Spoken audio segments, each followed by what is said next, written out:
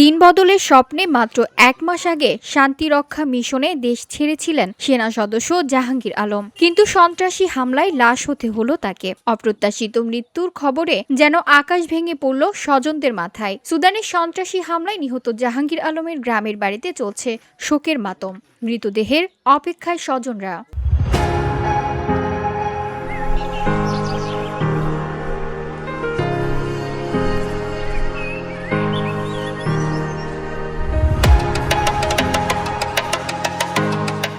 স্ত্রী আর ৩ বছরের ছেলে ইরফানকে রেখে মাত্র ১ মাস আগে দেশ ছেড়েছিলেন জাহাঙ্গীর আলম। এরই মধ্যে এলো দুঃসংবাদ। বাবার মৃত্যুর খবর শুনে বাড়ির উঠান জুড়ে এখন শুধু কান্না আর হাহাকার। বাবার আদর কি তা বোঝার আগেই বাবাকে হারাতে হলো ছোট্ট ইরফানকে।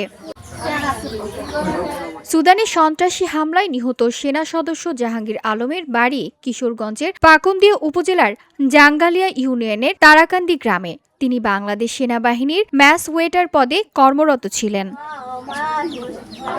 ২০১৪ সালে অক্টোবর মাসে সেনাবাহিনীতে সৈনিক পদে যোগ দেন জাহাঙ্গীর আলম। শান্তিরক্ষা মিশনের দায়িত্ব পালনের স্বপ্ন নিয়ে ১ মাস ৭ দিন আগে সুদানের আবেই শহরে যান তিনি। পরিবারের সদস্যরা জানান, সন্তানের ভবিষ্যৎ চিন্তা করে জীবনের ঝুঁকি নিয়ে বিদেশের মাটিতে দায়িত্ব পালন করছিলেন তিনি। প্রতিবেশীরা বলছেন, শান্ত স্বভাবের এই মানুষটি দেশের জন্য জীবন দিয়ে গেলেন। শান্তি লাগছে না বাবা, আমি তো সোয়েটার মধ্যে একটা শিক্ষার্থী হুকুম তুলছি বাবা, এটা কি খবর আছে?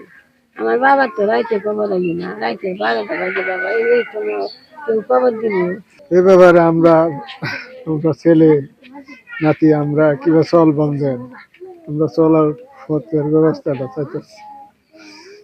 তোর কামাই সুদ নাই, চালাইছে, সব কিছু করছে। পারিবারিক অবস্থা আপনারা আসছেন, দেখছেন, অত্যন্ত শোচনীয়। সেই মূলত এই উপার্জনশীল ছিল। পিতা একেবারে কৃষির উপর নির্ভরশীল, নিজেদের তেমন জমি নাই। এই জন্য সরকারের কাছে আমার আকুল আবেদন, তার একটা বাচ্চা আছে ৩ বছর বয়স, তারা পরবর্তীতে কিভাবে জীবনযাপন করবে সরকার যাতে বিষয়টা বিবেচনা করে।